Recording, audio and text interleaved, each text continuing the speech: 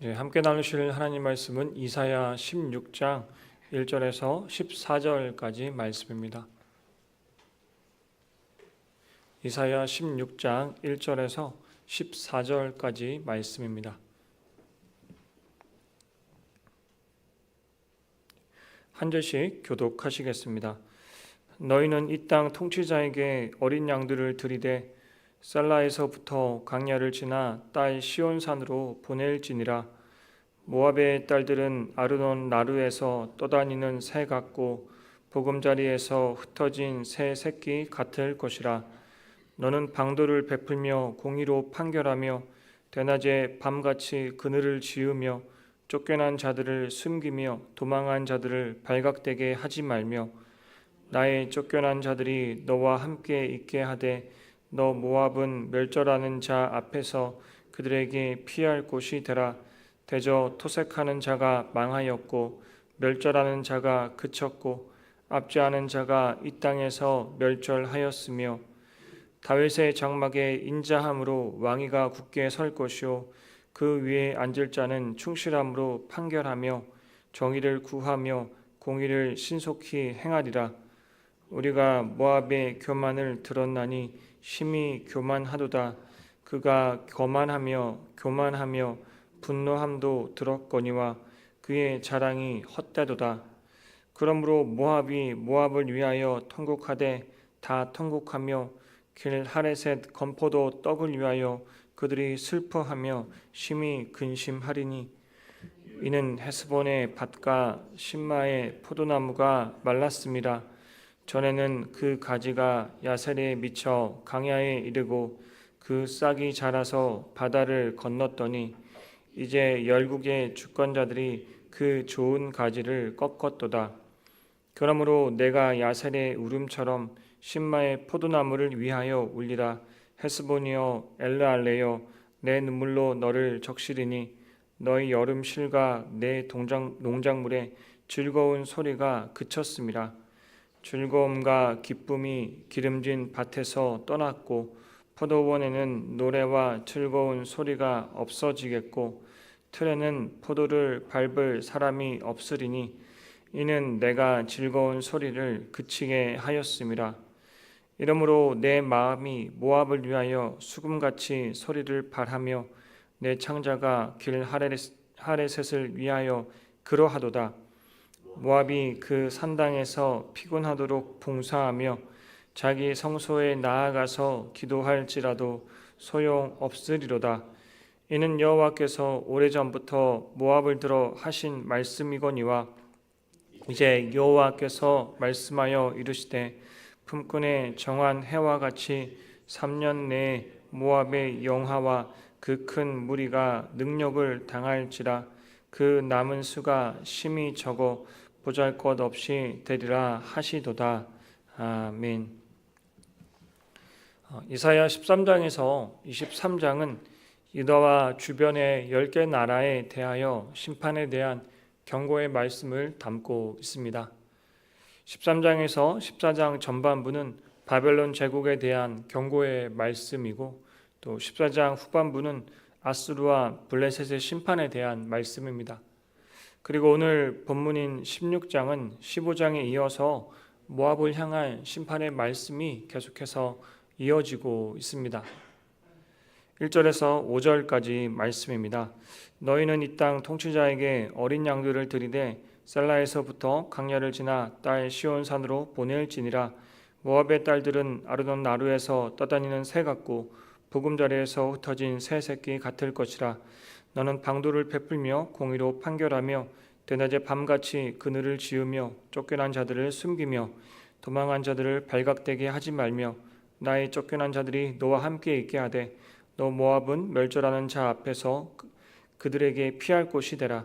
대저 토색하는 자가 망하였고 멸절하는 자가 그쳤고 압제하는 자가 이 땅에서 멸절하였으며 다윗의 장막에 인자함으로 왕위가 굳게 설 것이요 그 위에 앉을 자는 충실함으로 판결하며 정의를 구하며 공의를 신속히 행하리라. 1절에서 말하는 너희는 모압 백성을 가리키며 이 땅 통치자는 시온산에 근거지를 둔 다윗 자손의 통치자를 가리키는 것으로 볼 수 있습니다. 5절에서 말하는 것처럼 다윗의 왕이 앉아서 충실함으로 판결하며 정의를 구하며 공의를 행하는 통치자입니다. 즉 남유다의 통치자입니다. 2절에 나타난 모압 사람들의 상황은 아르논 나루에서 내려앉을 곳 없이 계속 떠다니는 새와 같고 또 둥지인 보금자리에서 흩어진 새 새끼와 같다고 합니다. 아르논은 모압 지역과 아모리 지역의 경계가 되었던 강 이름입니다. 그리고 나루는 강을 건너가기 위해서 사람들이 배를 타거나 걸어서 건너던 그러한 지점을 가리킵니다. 그래서 아르논 나루에서 내려앉을 곳 없이 계속 떠다니는 새와 같다는 표현은 모압이 심판을 받아서 쉬지도 못하고 국경을 넘어서 급히 도망치는 그러한 장면을 연상시킵니다. 그리고 보금자리에서 흩어진 새 새끼라는 표현은 새끼새는 무조건 보금자리에서 어미의 돌봄을 지속적으로 받아야 하는데 거기에서 떨어져서 아무것도 하지 못하는 무기력한 모습을 보여줍니다. 지금 모압이 처한 상황을 단적으로 보여주고 있는 그러한 말씀입니다. 그리고 1절에서 모압 백성에게 이 땅 통치자에게 어린 양들을 들이대 셀라에서부터 강야를 지나 딸 시온산으로 보낼지라고 하는데 셀라는 모압 남부 주변의 바위들이 많은 지역을 의미합니다. 이 이야기는 모압 백성들이 심판을 면하려면 남유다에게 어린 양들과 같은 조공 예물을 드리라는 것입니다. 사실 과거의 모압은 이스라엘이 남과 북으로 나뉘어져서 분열되었을 때 북이스라엘의 지배를 받은 적이 있습니다. 그때 북이스라엘의 아합 왕 때 복종의 표시로 매년 암양과 수양을 각각 10만 마리씩 20만 마리를 조공으로 바쳤습니다. 그래서 1절과 3절, 4절을 종합해서 보면 모압은 남유다에게 조공을 바쳐서 도움을 요청하도록 촉구하고 있는 것으로 볼 수 있습니다.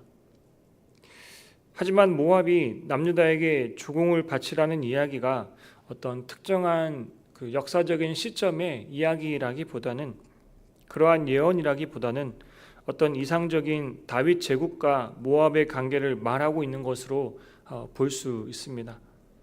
왜냐하면 주전 8세기의 남유다는 모압의 의지가 될 만한 강대한 나라도 아니었고 그러한 성군도 남유다 땅에 존재하지 않았기 때문입니다. 오늘 말씀을 통해서 우리가 생각해 볼 수 있는 것은 현재 완전히 몰락해버린 모압이 살아남을 수 있는 유일한 방법은 남유다가 따르고 있는 시온산에 계신 하나님께로 돌아가는 것밖에 없다는 겁니다. 시온산은 하나님의 임재를 상징하는 자리이며 공평과 정의로 만민을 다스리는 하나님께서 계시는 그러한 곳입니다. 바로 이러한 하나님께 머리를 굽히고 들어가면 모압은 살 수 있습니다.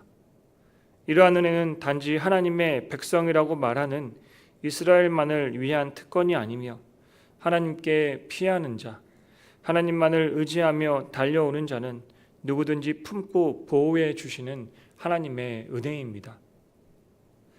우리들도 힘과 권력을 최고로 여기는 허영의 시장과 같은 세상을 살아가며 참으로 피곤하고 지쳐서 넘어질 때도 있습니다. 하지만 한난날에 피할 바위와 피난처가 되시는 분은 오직 하나님 한 분뿐임을 기억하며 그분께로 나아가야겠습니다. 어떠한 난관과 위기 속에 있더라도 우리의 시선을 환경에 빼앗기지 말고 낙심에 빠지지 말고 하나님께로 돌이켜야겠습니다. 우리의 소망은 오직 하나님께만 있기 때문입니다. 6절 말씀입니다. 우리가 모압의 교만을 들었나니 심히 교만하도다. 그가 거만하며 교만하며 분노함도 들었거니와 그의 자랑이 헛되도다. 모압을 향한 무서운 심판의 이면에는 그들의 비대한 자, 곧 교만이 자리 잡고 있습니다. 6절에서 모압의 교만, 심히 교만하도다. 그가 거만하며 교만하며 또 그의 자랑이라는 표현을 마치 파상 공세처럼 쏟아내고 있습니다. 하나님 앞에 선 모압의 교만함이 얼마나 극에 달했는지를 적나라하게 보여주고 있습니다. 모압이 교만했던 이유를 몇 가지로 생각해 볼 수 있는데, 모압은 지형적으로 높은 고원에 위치해 있었으며, 또 그래서 외부의 침입을 막기에 유리한 어떤 천혜의 요새였습니다. 그리고 비옥한 토지와 목축업의 발달로 물질적으로도 부족함이 없었고 경제적 풍요함을 갖고 있었습니다. 또 예레미야 48장 11절 말씀을 보면은 모압은 젊은 시절부터 평안하고 포로도 되지 아니하였으므로라고 표현하는 것처럼, 모압은 그동안 큰 시련 없이 안주해 왔기에 겸손히 하나님을 의지할 필요를 느끼지 못했던 평탄한 역사를 갖고 있었습니다. 어쩌면 지금의 많은 사람들은 모압이 가지고 있었던 천혜의 요새, 경제적 풍요함, 평탄의 역사를 다 갖고 있습니다. 그리고 사회적으로도 남 부끄럽지 않은 좋은 위치에 있어서 우리는 정말 모압처럼 쉽게 교만할 수 있는 그러한 존재입니다. 정말 나라가 큰 전쟁 가운데 있거나 개인이 큰 어려움 가운데 있을 때는 쉽게 교만해질 수가 없습니다. 하지만 조금 편안하다는 생각이 들 때 우리에게는 교만함이 금방 찾아오게 됩니다. 한국교회가 가장 부흥했던 시기가 다들 참 어렵게 살았던 1970년대와 80년대였다라는 것을 기억해 보면 우리가 생각해 볼 수 있습니다. 우리가 세상 속에서 아무리 강하고 가진 것이 많고 자랑할 것이 많아도 하나님 앞에서 높아진 마음, 스스로를 자랑하는 마음은 반드시 무너질 수밖에 없습니다. 그래서 우리는 교만함에 대해 늘 경각심을 갖고 스스로를 겸손히 낮출 수 있어야겠습니다. 7절과 8절 말씀입니다. 그러므로 모압이 모압을 위하여 통곡하되 다 통곡하며 길 하레셋 건포도 떡을 위하여 그들이 슬퍼하며 심히 근심하리니 이는 헤스본의 밭과 신마의 포도나무가 말랐습니다. 전에는 그 가지가 야셀에 미쳐 강야에 이르고 그 싹이 자라서 바다를 건넜더니 이제 열국의 주권자들이 그 좋은 가지를 꺾었도다. 7절에서 11절은 모압의 교만함으로 자초한 비참한 결과를 묘사합니다. 포도농사의 흉작에 대한 슬픔이 주요 내용입니다. 모압의 길 하레셋은 건포도 떡으로 유명하지만 헬스본의 밭과 신마의 포도나무가 메마르게 됩니다. 전에는 포도나무 가지와 싹이 강야에 이르고 또 바다를 건넜다고 할 정도로 포도농사가 번창했다라고 묘사하지만 이제는 이방의 군대가 쳐들어와서 포도밭을 다 파괴하게 됩니다. 모압이 가장 자랑스럽게 여기던 모든 것들이 무너진 것입니다. 교만하여 큰 소리치던 모압의 입술에서 이제는 통곡의 울음소리가 터져 나왔으며 자만하며 자랑하던 그들의 마음에는 이제 슬픔과 같은 근심으로 가득 차게 되었습니다. 지금의 우리들도 스스로에게 이런 질문을 할 수 있어야겠습니다. 나는 지금 무엇을 자랑으로 삼고 있는가? 내가 붙들고 있는 자랑거리가 하나님 앞에서는 오히려 심판의 표적이 되지는 않을까? 블레셋이 자랑하던 골리앗 장군의 거대한 체구와 무기는 엄청난 자랑거리였습니다. 하지만 동시에 너무나 명확한 표적이기도 했습니다. 소년 다윗의 물맷돌이 이마에 박혀서 결국 죽음을 맞이했습니다. 자랑이 곧 약점이 될 수도 있습니다. 지금 우리들의 학력, 재산, 지위, 능력, 재능, 영적인 경력도 하나님보다 더 의지하고 스스로를 높이기 시작하는 순간 교만의 도구가 될 수밖에 없습니다. 9절에서 11절 말씀입니다. 그러므로 내가 야셀의 울음처럼 신마의 포도나무를 위하여 울리라. 헤스본이여 엘르알레여 내 눈물로 너를 적시리니 너희 여름실과 내 농작물에 즐거운 소리가 그쳤습니다. 즐거움과 기쁨이 기름진 밭에서 떠났고 포도원에는 노래와 즐거운 소리가 없어지겠고 들에는 틀에는 포도를 밟을 사람이 없으리니 이는 내가 즐거운 소리를 그치게 하였습니다. 이러므로 내 마음이 모압을 위하여 수금같이 소리를 발하며 내 창자가 길하렛을 위하여 그러하도다. 우리 입장에서 참으로 놀라운 것은 이렇게 교만한 모압을 심판하시는 상황 속에서도 하나님의 탄식과 눈물을 볼 수가 있습니다. 하나님은 분명히 모압 땅의 풍성함을 꺾으셔서 추수의 즐거운 소리를 그치게 하셨습니다. 하지만 그 자리에는 하나님의 울음소리가 함께 들리고 있습니다. 고대 중동 사람들은 창자를 감정이 자리 잡고 작용하는 중심적인 신체 부위로 생각했습니다. 그래서 11절에서 모압의 수도인 길하레렛을 생각하니 창자가 수금같이 소리를 낸다는 것은 하나님께서 모압을 위하여 느끼는 슬픔과 고통이 극도로 극심했음을 표현하는 말입니다. 이는 깊은 내면에서부터 끓어오르는 참된 슬픔과 애통함을 뜻합니다. 하나님께서는 죄인을 심판하실 때 차갑게 아무 감정 없이 심판하시는 분이 아닙니다. 죄를 미워하시지만 죄인 자체는 안타까워하시며 그가 돌아오기를 오랫동안 참고 기다리는 하나님이십니다. 모압을 향한 하나님의 심판 선언 속에는 그들을 향한 하나님의 눈물과 탄식이 담겨 있습니다. 어떠한 상황 속에서도 변함없으신 사랑의 하나님이시기 때문입니다. 12절에서 14절까지 말씀입니다. 모압이 그 산당에서 피곤하도록 봉사하며 자기 성소에 나아가서 기도할지라도 소용없으리로다. 이는 여호와께서 오래전부터 모압을 들어 하신 말씀이거니와 이제 여호와께서 말씀하여 이르시되 품꾼의 정한 해와 같이 3년 내에 모압의 영하와 그 큰 무리가 능욕을 당할지라. 그 남은 수가 심히 적어 보잘것없이 되리라 하시도다. 12절에서 말하는 것처럼 모압 사람들은 헛된 우상인 그모스 신을 섬기며 산당에 가서 평안을 구하며 지극정성을 드릴지라도 아무 소용이 없을 거라고 합니다. 그들이 비는 우상은 아무런 능력이 없는 허상이기 때문입니다. 결국 모압은 13절에서 밝히는 것처럼 오래전부터 주신 경고를 듣지 않았고 우상 숭배를 하며 교만했기에 하나님의 심판을 받을 수밖에 없습니다. 당시 포도원의 품꾼이 일을 할 때 3년의 기간을 두고 일을 하게 되는데 이처럼 하나님은 당장 멸하시는 것이 아니라 3년의 기한을 정해 주셨습니다.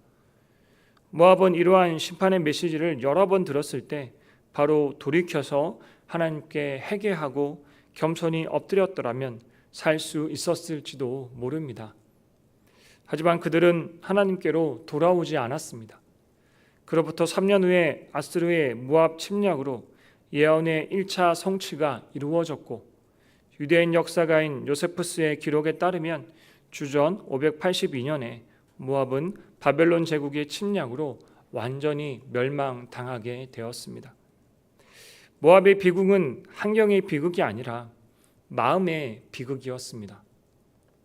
모압이 누렸던 풍성함이 문제가 아니라 그러한 풍성함을 근거로 스스로를 높이고 우상 숭배하며 하나님을 대적한 그러한 교만함이 문제였습니다. 이제 우리들은 하나님 없이는 한순간도 살 수 없는 존재라는 것을 스스로 인식하고 지금 내가 누리고 있는 모든 좋은 것들이 다 하나님의 은혜라는 것을 잘 알아야겠습니다. 자랑할 것은 나 자신이 아니라 나를 구원하신 예수 그리스도 뿐이라는 것을 스스로 자각하고 있어야겠습니다. 이러한 사실들을 항상 기억할 때 우리는 교만함에 빠지지 않고 날마다 하나님 앞에 겸손히 나아갈 수가 있습니다. 모압을 향해 술 피우시는 하나님의 그러한 눈물처럼 우리들은 어떠한 상황 속에서도 버려진 존재가 아니라 심겨진 존재임을 기억하며 또 늘 겸손하게 주님께서 부르신 목적에 따라 광야를 에덴으로 변화시키는 삶을 살아가는 우리들이 되기를 축복합니다. 기도하겠습니다. 하나님 아버지, 모압의 심판 속에서도 하나님의 눈물이 있었던 것처럼 우리를 끝까지 사랑하시고 품어주시는 하나님 아버지의 은혜에 감사드립니다. 하지만 우리들은 단지 세상에서 결코 영원하지 않은 것 몇 가지를 이루었다고 모압처럼 스스로 교만했던 우리의 모습들을 고백하며 회개합니다. 우리 스스로를 돌아보며 회개할 것이 있다면 회개할 수 있는 시간을 헛되이 보내지 않게 하시고 주님께로 돌이킬 수 있는 은혜를 허락하여 주시옵소서. 이제 우리들은 우리가 의지하던 모든 거짓 피난처들을 내려놓게 하시고 겸손히 하나님만을 바라보며 영원한 것을 구하며 강야를 에덴으로 변화시키는 삶을 살아갈 수 있게 하여 주시옵소서. 예수님의 이름으로 기도드립니다. 아멘.